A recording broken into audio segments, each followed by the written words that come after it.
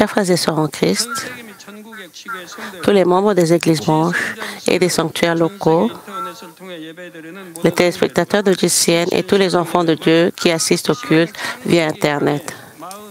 Ceci est la 47e série de sermons sur la Genèse. J'ai expliqué la dernière fois les raisons pour lesquelles Dieu a créé l'homme à partir de la poussière de la terre et ce qu'est le corps d'un être vivant.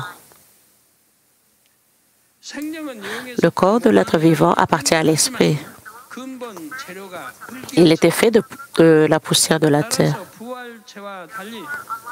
Ainsi, contrairement aux personnes au corps ressuscité, le corps de l'être vivant ne peut pas voyager entre le premier ciel et le deuxième ciel. Il y a la zone d'arrêt du flot temporel entre le deuxième et le premier ciel, et le corps de l'être vivant ne peut pas traverser cet espace. Cet espace où le temps s'est arrêté ne peut être traversé par un corps vivant. Il peut être traversé par un corps spirituel.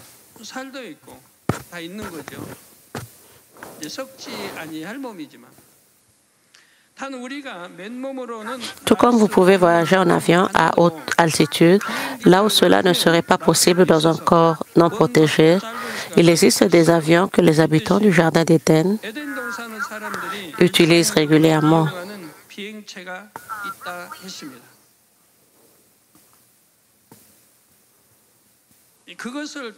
Avec ces avions, ils peuvent non seulement voyager dans le Jardin d'Éden, mais aussi visiter la terre. Le premier homme, Adam, a pris cet avion pour visiter librement la terre et a régné surtout sur terre.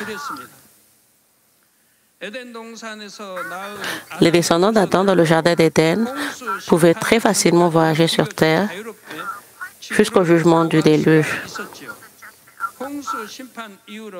Après le jugement du déluge, leur voyage sur terre a été restreint. Ce n'est que lors d'occasions spéciales, en suivant l'ordre correct, qu'ils sont autorisés à visiter la terre. Aujourd'hui encore, les habitants du Jardin d'Éden visitent la terre à bord de ces avions. Ces avions ont été observés dans divers endroits de la terre et ce sont des ovnis.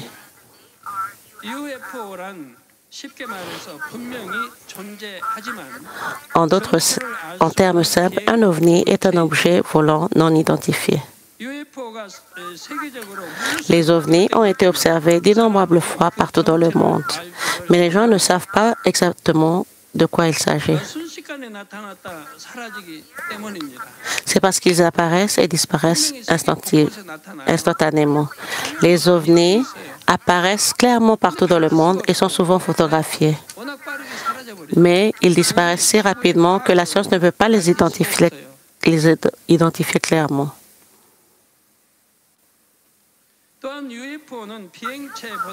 Un ovni ressemble à un objet lumineux plutôt qu'à un avion.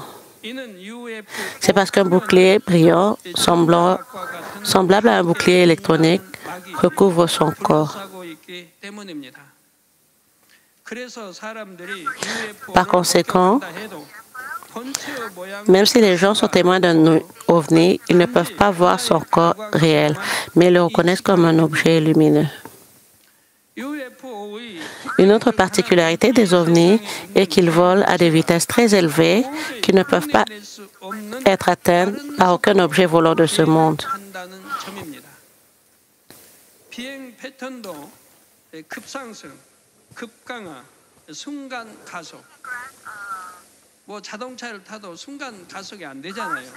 Les voitures et les avions ne peuvent pas accélérer en une seconde. Ils peuvent progressivement augmenter leur vitesse.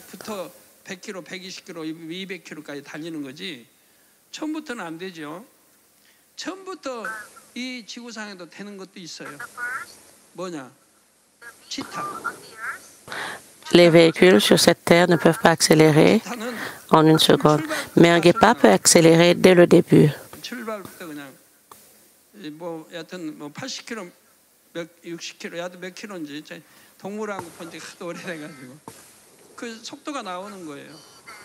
Le guépard peut accélérer à 80 km par seconde dès le début. Les ovnis font preuve d'étonnantes capacités de vol, telles que des plongées abruptes, des accélérations soudaines et des virages serrés, tournant à un angle inférieur à 90 degrés, c'est-à-dire qu'ils tournent sur place. Jusqu'à maintenant, les avions de ligne sur Terre devaient parcourir une longue distance en cercle pour effectuer un virage.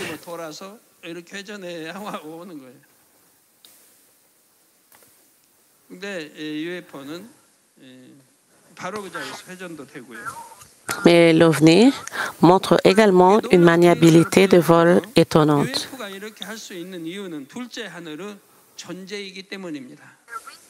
La raison pour laquelle les ovnis peuvent faire cela est qu'ils sont des entités du deuxième ciel.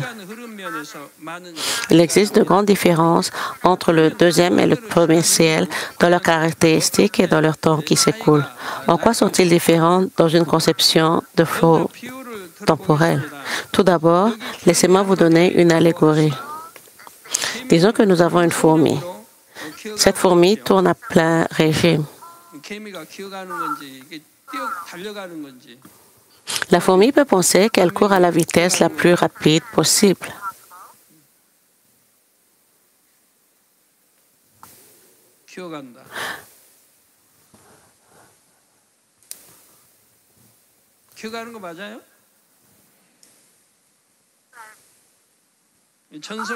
Mais pour nous, ils sont juste en train de marcher, pas en train de courir. La fourmi peut penser qu'elle court à la vitesse la plus rapide possible. Maintenant, si un homme regarde à côté de la fourmi, pensera-t-il que la fourmi se déplace si vite? Quelle que soit la vitesse à laquelle la fourmi court, sa vitesse ne peut être comparée à la vitesse de marche d'un homme. C'est parce qu'ils appartiennent à des dimensions différentes. De même, la vitesse de l'écoulement du temps est différente entre le premier et le deuxième ciel, en raison de leurs dimensions différentes. Tout comme un homme marche plus vite qu'une fourmi ne court, de même le temps s'écoule dans le deuxième ciel est plus rapide que dans le premier ciel. Même si l'homme sait à quel point la fourmi est lente, la fourmi n'a aucune idée de sa lenteur. La fourmi vit sa propre vie en s'adaptant au monde auquel elle appartient. Si la fourmi avait la capacité cognitive d'un homme, elle reconnaîtrait que de nombreux êtres se déplacent plus vite qu'elle ne le peut. De la même manière, à moins qu'un homme du premier ciel ne fasse l'expérience de l'existence du deuxième ciel, il ne peut pas ressentir la différence dans l'écoulement du temps. Cependant, un être du deuxième ciel apparaît au premier ciel. Il peut certainement sentir la différence. L'OVNI en est un exemple. Les ovnis du deuxième ciel n'accélèrent pas simplement parce qu'ils arrivent dans la dimension du premier ciel. Ils volent simplement à une vitesse qui est normale pour eux. Cependant, les gens du premier ciel se sentent super rapides, sentent qu'ils sont super rapides.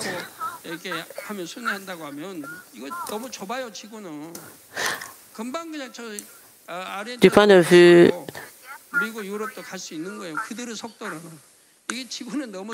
la Terre est trop petite pour voyager en OVNI. Il suffit d'un instant pour passer de la Corée du Sud à l'Argentine. Mais le jardin d'Éden, cela ne prend que quelques secondes pour atteindre les États-Unis ou l'Europe. Mais le jardin d'Éden est incomparable à la Terre. C'est incroyablement vaste, des dizaines de millions de fois plus vaste que la Terre. Dans un tel endroit, leur vol doit être aussi rapide. Pourquoi? Parce qu'il n'y a pas de mort dans le jardin d'Éden. Donc, le nombre de personnes ne fait qu'augmenter. Ils accouchent de plus en plus sans mourir.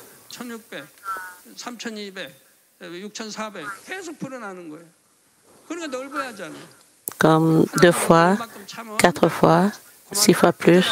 Dieu n'a pas limité leur population. C'est pourquoi Dieu l'a rendu très vaste et vaste dès le début. Il est aussi vaste que l'univers. Tout comme le système solaire ou la Terre ne sont qu'un point dans l'univers.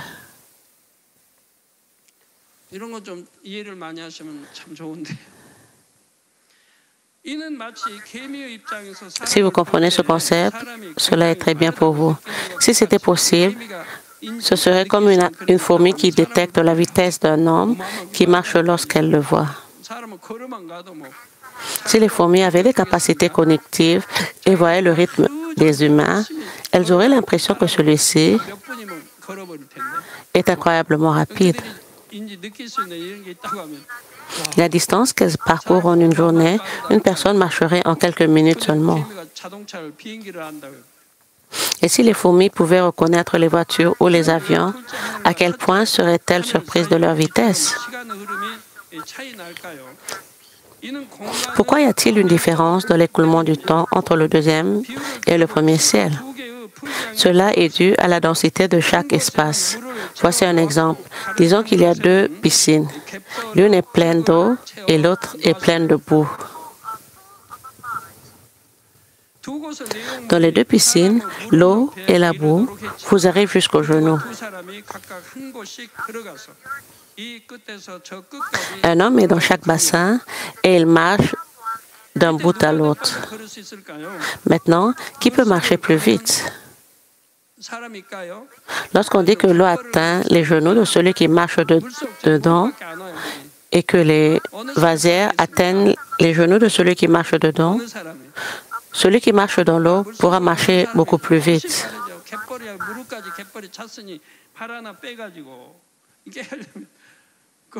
Il n'est pas facile de marcher dans la mare de boue. Chaque pas est difficile. Un homme du premier ciel, la terre, est comme s'il était né dans la mare de boue et n'avait connu que la mare de boue. Comme il n'a jamais été dans un autre genre de piscine, il croit que la mare de boue représente le monde entier. Se déplacer et vivre dans la mare de boue est une chose très naturelle et courante pour cet homme. Cependant, que penserait un homme de la piscine d'eau s'il voyait l'homme dans la mare de boue? Pour lui, l'homme de la mare de boue marche si lentement. D'un autre côté, l'homme de la mare de boue penserait que l'homme de la piscine d'eau est capable de se déplacer très rapidement. La différence des écoulements de temps entre le premier et le deuxième ciel est très similaire à celui-ci. Si l'écoulement du temps du deuxième ciel, un monde spirituel, est comme l'écoulement de l'eau, l'écoulement du temps du premier ciel, le monde charnel, est comme l'écoulement sur un temps de la boue.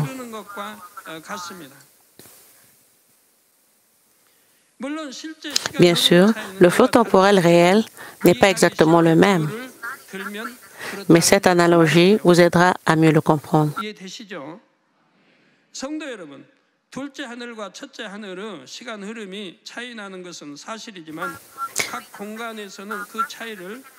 Chers frères et sœurs en Christ, même s'il existe une différence dans l'écoulement du temps entre le premier et le deuxième ciel, elle ne peut pas être remarquée dans chaque espace. La façon dont les habitants du Jardin d'Éden et les habitants de la terre ressentent le passage du temps est la même. Tout comme nous ressentons passer une journée, ils ressentent également le temps s'écouler. Puisqu'il n'y a pas de nuit dans le Jardin d'Éden, leur conception du jour est bien sûr différente de la nôtre.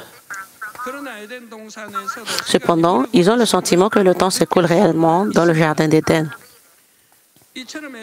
Dans chaque espace, les gens ne peuvent pas réellement ressentir la différence entre les flots temporels, même s'il existe une nette différence dans les flots temporels entre les 2 espaces. Pourquoi donc? Supposons qu'il y ait 2 trains roulant dans la même direction. L'un roule à une vitesse de 100 km/h et l'autre à 50 km/h. Il y a des passagers dans chaque train, mais ils ne peuvent pas voir l'extérieur par la fenêtre. Ils sont obligés de faire ce qu'ils font normalement. Ils ne peuvent pas sentir à quelle vitesse leur train roule. Ceux qui sont dans le train qui roule à 100 km par heure ne peuvent pas sentir ceux qui sont dans le train qui roule à 50 km par heure. Ceux qui sont dans le train qui roule à 100 km par heure ne peuvent pas ressentir qu'ils roulent plus vite que les autres dans le train qui roule à 50 km par heure. Même si deux trains roulent à des vitesses différentes, ceux qui se trouvent à l'intérieur du train ne le ressentent pas du tout. Cependant, que se passera-t-il si vous ouvrez la fenêtre et vous laissez voir l'autre train? Ensuite, ils ressentiront sûrement la différence de vitesse à laquelle ils se déplacent.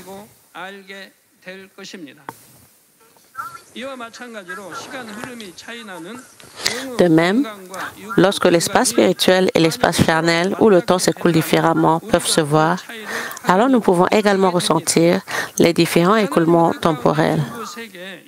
Sous la volonté de Dieu, le monde charnel peut être recouvert de temps en temps par l'espace spirituel.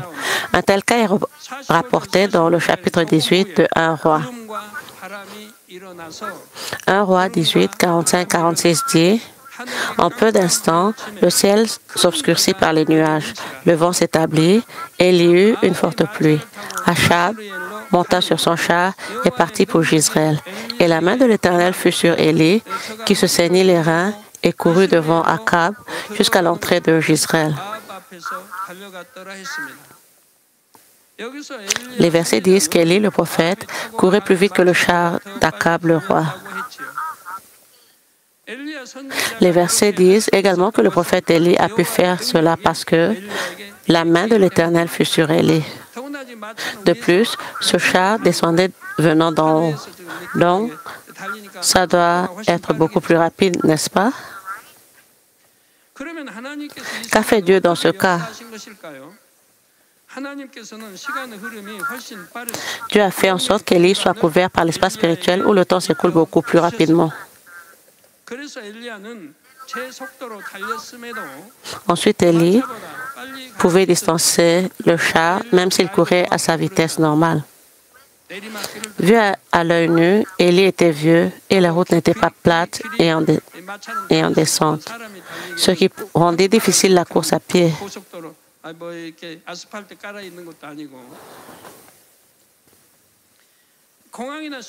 Vous pouvez trouver un tapis roulant dans un centre commercial ou un aéroport. Vous pouvez voir cela sur l'écran. Si deux hommes marchent à la même vitesse, qui aurait l'air d'aller plus vite lorsque l'un marche sur un trottoir ordinaire et l'autre sur un tapis roulant?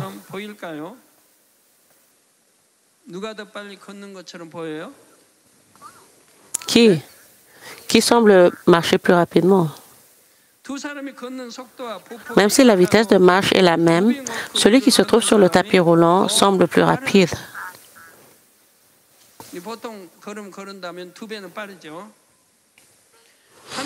Parfois, 2 fois plus rapidement. Parfois, il y a des situations sous la volonté de Dieu dans lesquelles le flot temporel du monde charnel, physique, est couvert par celui de l'espace spirituel. Des choses peuvent alors se produire dans cet espace du monde physique que la connaissance charnelle ou la théorie ne peuvent pas expliquer. Les signes et les prodiges enregistrés dans la Bible sont des événements qui ont eu lieu dans le temps temporel spirituel au fur et à mesure que l'espace spirituel s'ouvrait. Comme vous pouvez le voir, lorsque l'espace spirituel recouvre quelque chose et suit le flot du temps spirituel, quelque chose d'étonnant peut se produire en un clin d'œil. Par exemple, comme Jésus l'a ordonné, des malades qui étaient loin de lui ont été guéris. Guérir le serviteur du centurion et la fille possédée par un démon d'une femme syrophénicienne était de tels cas. Il y a des cas où les malades ne peuvent pas entendre le son de mes prières. Et même si les membres de leur famille reçoivent mes prières avec leurs photos, ces malades sont guéris. Le centurion et la femme syrophénicienne supplièrent Jésus par la foi de guérir leurs malades.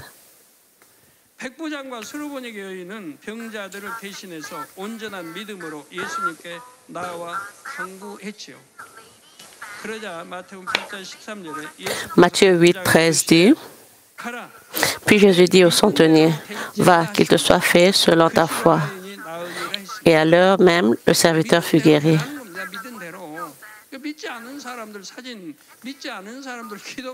Comme vous croyez,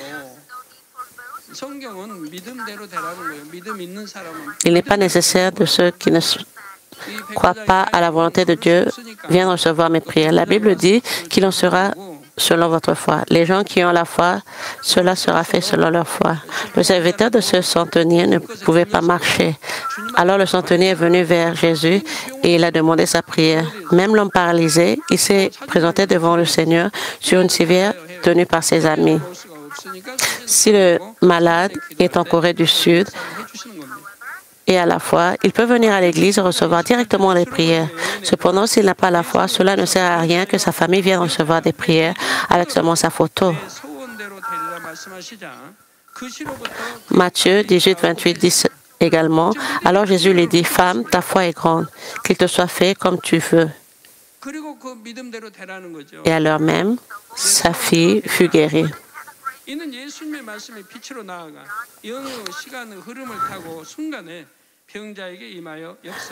Autrement dit, le Seigneur a confirmé que la femme avait une grande foi et a dit qu'il te soit fait comme tu veux.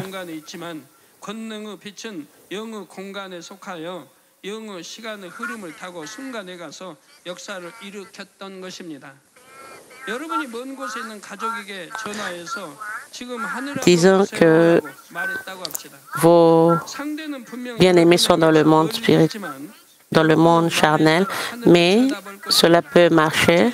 Même s'ils sont loin de vous, ils vont lever les yeux vers le ciel en suivant vos paroles. Vous n'allez pas où ils sont, mais vous dites simplement un mot à partir d'ici. Ensuite, la parole passe par la ligne téléphonique.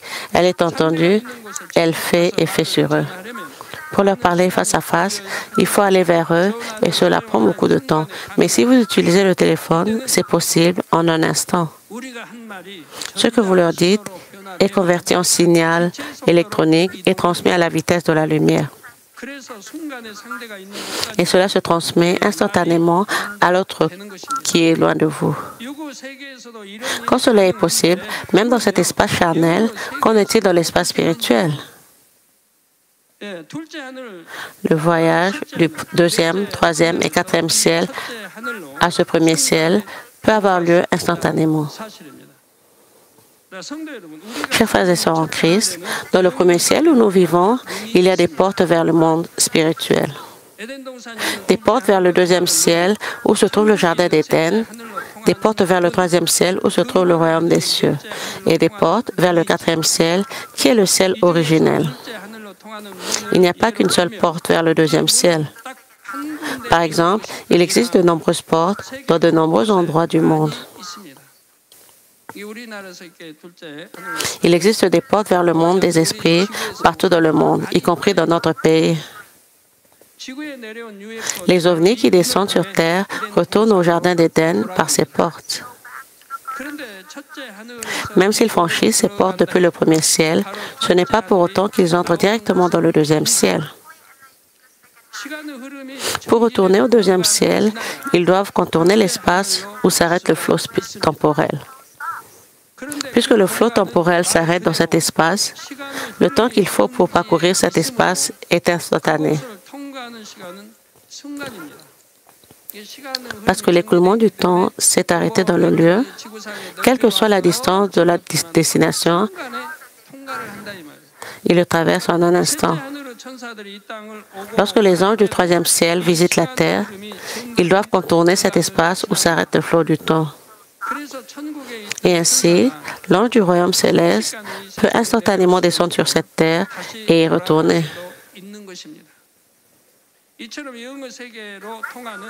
Les récits sur les portes du monde spirituel se trouvent dans de nombreuses parties de la Bible. Acte 7, 56 dit, et il dit, « Voici, je vois les cieux ouverts et le Fils de l'homme debout à la droite de Dieu. » À ce moment, les yeux spirituels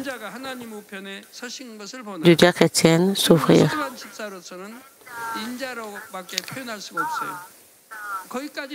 Les portes des cieux ouverts et le diacre Étienne a vu.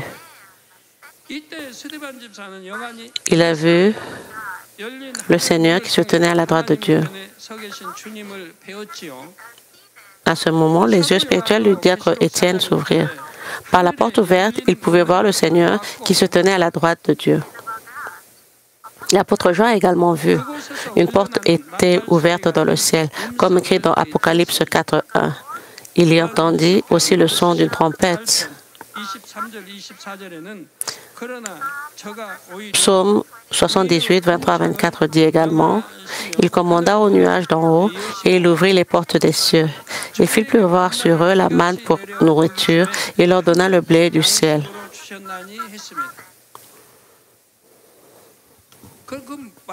Alors d'où vient cette manne?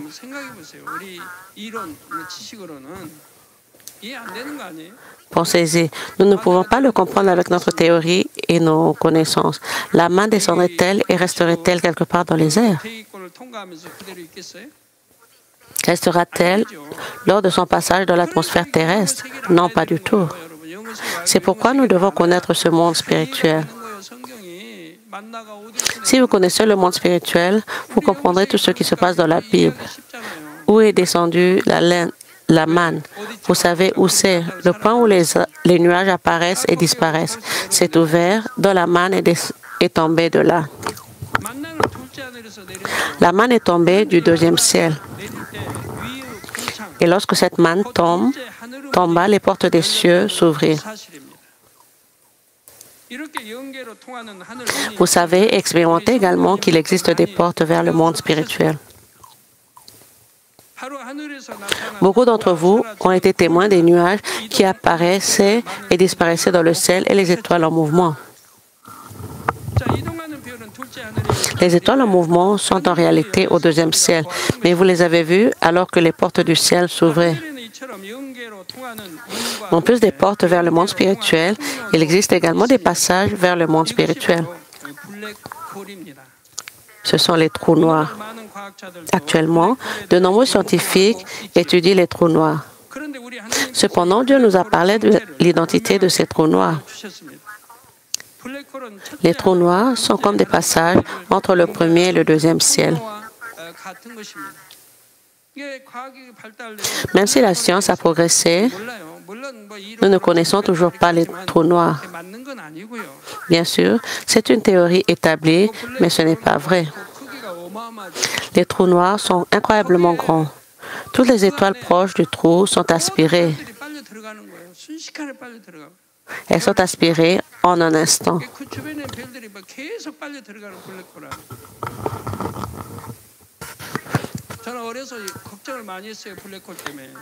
Tout, y compris les étoiles, à côté de cela. Je m'inquiétais beaucoup quand j'étais jeune à cause du trou noir. Toutes les étoiles environnantes, même les étoiles bien plus grosses que le Soleil, sont aspirées et disparaissent en un instant.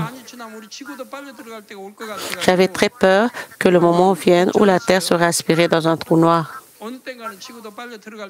En étudiant les trous noirs, vous pouvez observer. Je suis une personne qui se souciait beaucoup. En étudiant les trous noirs, vous pouvez observer que les trous noirs avalent tout ce qui s'approche d'eux. Tout. Les satellites aux étoiles. Si une très grande étoile, plusieurs fois plus grande que le Soleil, entrait dans la sphère d'influence d'un trou noir, elle serait aspirée dans le trou noir à une vitesse supérieure à la vitesse de la lumière. Les scientifiques du monde entier pensent que les étoiles aspirées par les trous noirs sont complètement détruites. Cependant, le fait est qu'ils ne sont pas détruits. Ils sont juste déplacés dans le deuxième ciel par un passage appelé trou noir. De plus, sa forme ou son apparence ne change pas après avoir traversé un trou noir. Si vous comprenez le monde spirituel et le reconnaissez ainsi,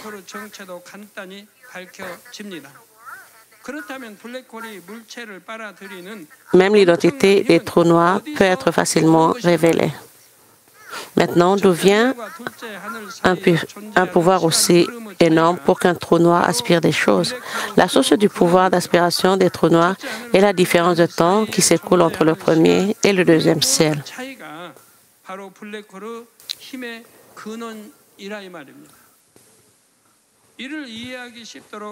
Voici une autre allégorie pour vous aider à comprendre.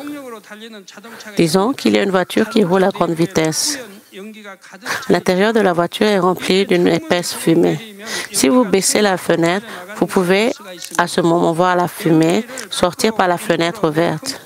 Même si vous ne forcez pas ou vous ne ventilez pas la fumée s'échappe automatiquement par la fenêtre ouverte. Cela est dû à la différence entre le débit d'air à l'intérieur de la voiture et à l'extérieur de la voiture. Permettez-moi de prendre un autre exemple. Un avion vole à très grande vitesse. Or, que se passera-t-il si la sortie de secours de l'avion s'ouvre? Vous avez vu dans des scènes de films que tout ce qui se trouve à proximité de la sortie est aspiré hors de l'avion par la sortie.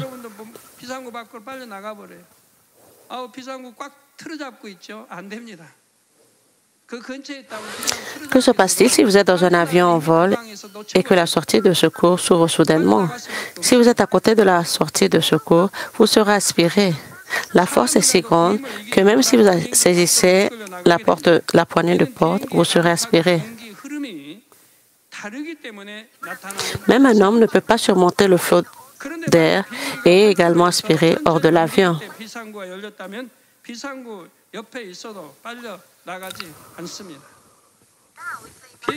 Maintenant, si la sortie de secours s'ouvre alors que l'avion se déplace lentement sur la piste, rien ne sera aspiré hors de l'avion. À mesure que l'avion accélère, le flot d'air qui sort de la sortie devient de plus en plus fort. De même, en raison de la différence des écoulements temporels entre le premier et le deuxième ciel, les trous noirs, qui agissent comme un passage entre deux espaces, ont un pouvoir d'aspiration.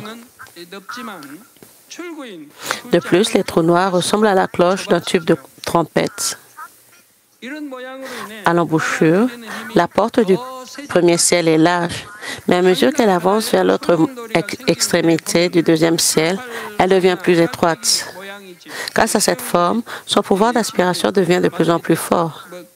Lorsqu'il y a un tourbillon dans la mer ou dans une rivière, il a également la forme d'une cloche ou d'un entonnoir de trompette.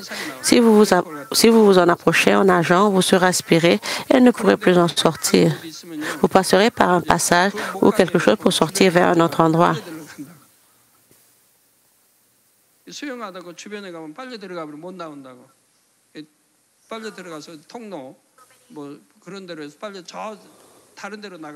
Beaucoup de gens ont été victimes de cela, ont été aspirés dans cette forme de tunnel de l'eau et sont sortis dans un autre côté. Le courant de l'eau devient d'autant plus rapide qu'il se rapproche du centre du tourbillon. C'est la même chose avec les trous noirs. Dieu le Père veut que les gens reconnaissent l'existence du monde spirituel, même s'ils voient des trous noirs. Il existe encore aujourd'hui d'innombrables trous noirs et de nombreuses étoiles sont constamment aspirées. Elles disparaissent donc et deviennent invisibles. C'est pourquoi les gens ne peuvent même pas imaginer le monde au-delà des trous noirs. Peu importe à quel point la science se développe, les gens ne peuvent même pas aborder le monde spirituel. Où vont tous ces corps célestes et étoiles qui sont entrés dans les trous noirs?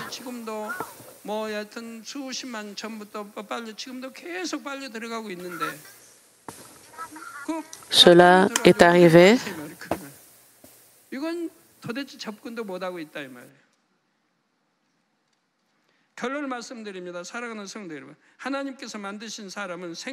Permettez-moi de conclure le message, chers frères et sœurs en Christ. Pendant que j'expliquais à quoi ressemblait le corps de l'être vivant, j'ai fini par expliquer les ovnis et les trous noirs. Je vous ai dit que les gens ne peuvent pas voyager du jardin d'Éden jusqu'à la terre avec le corps d'un être vivant, mais ils le peuvent grâce aux ovnis. Je vous ai également dit qu'ils peuvent venir sur Terre instantanément lorsqu'ils traversent l'espace où l'écoulement du temps s'arrête à travers une porte ouverte dans les airs. Dans les airs, il n'y a pas seulement des portes vers le monde spirituel, mais aussi des passages vers le monde spirituel. Et on les appelle les trous noirs.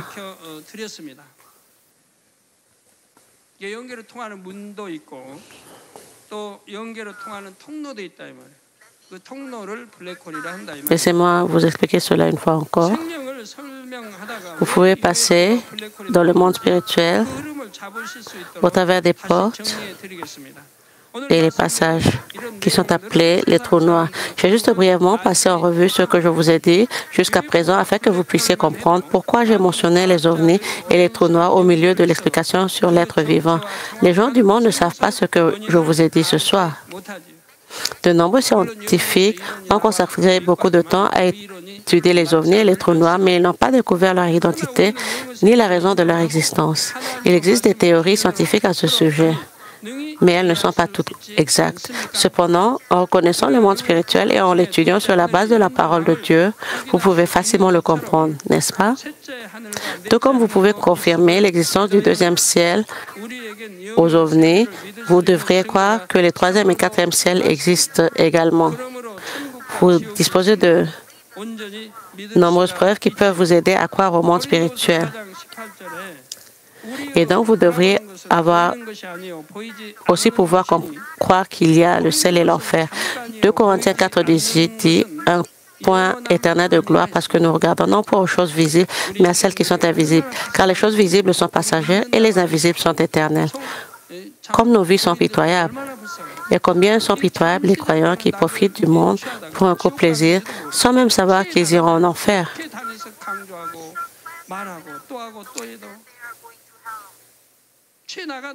Même si je parle beaucoup de péché et de jugement, il se dirige toujours vers l'enfer. Jeunes, étudiants, Dieu le Père soupire. Alors, s'il vous plaît, repentez-vous rapidement et parvenez au salut. Ce qui est visible est temporaire et il existe un monde éternel. Puissiez-vous, vous qui écoutez ce message, garder toujours la place éternelle dans votre cœur et vivre pour les choses éternelles. Et s'il vous plaît, ressentez-vous heureux pour toujours en marchant dans la lumière, en avançant vers les cieux.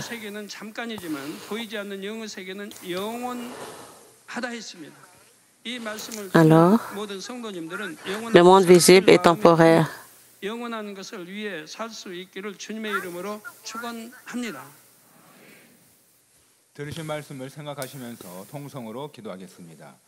Prions pour le sujet du message.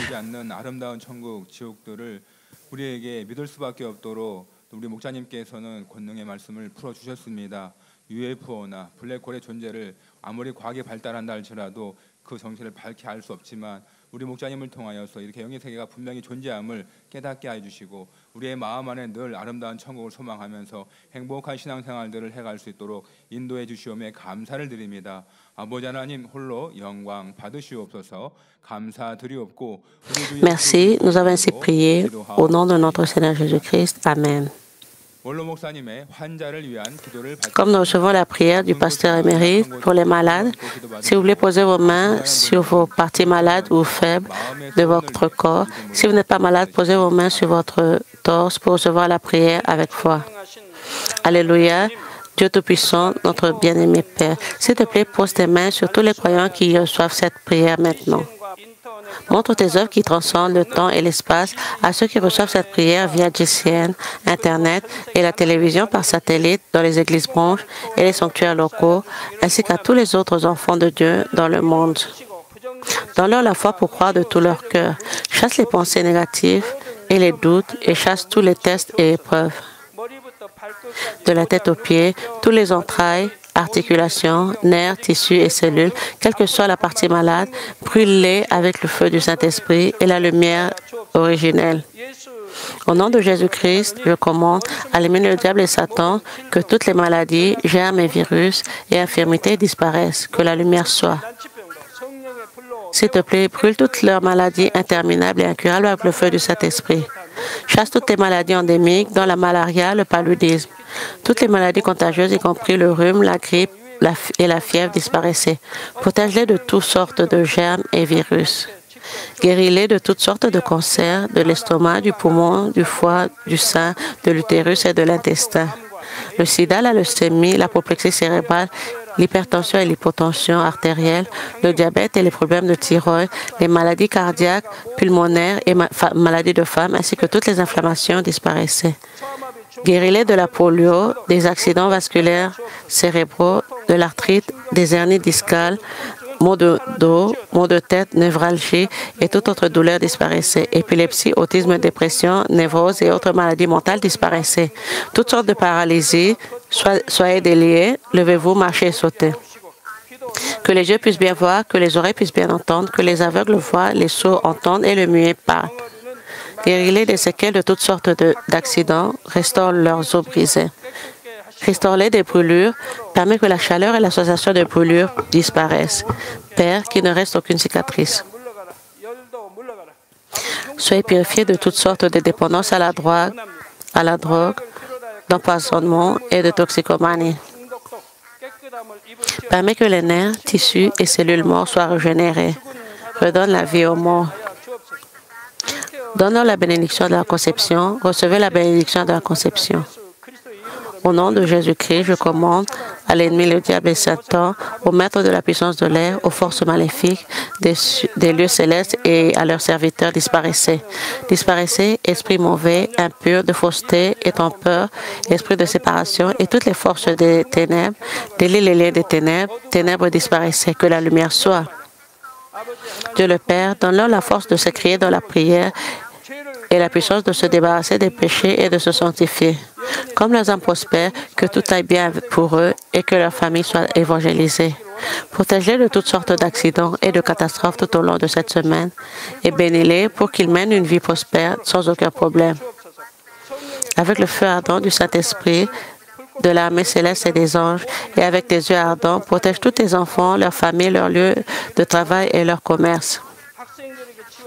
Donne aux étudiants la sagesse et la compréhension et donne-leur l'enthousiasme et la ferveur pour étudier ardemment.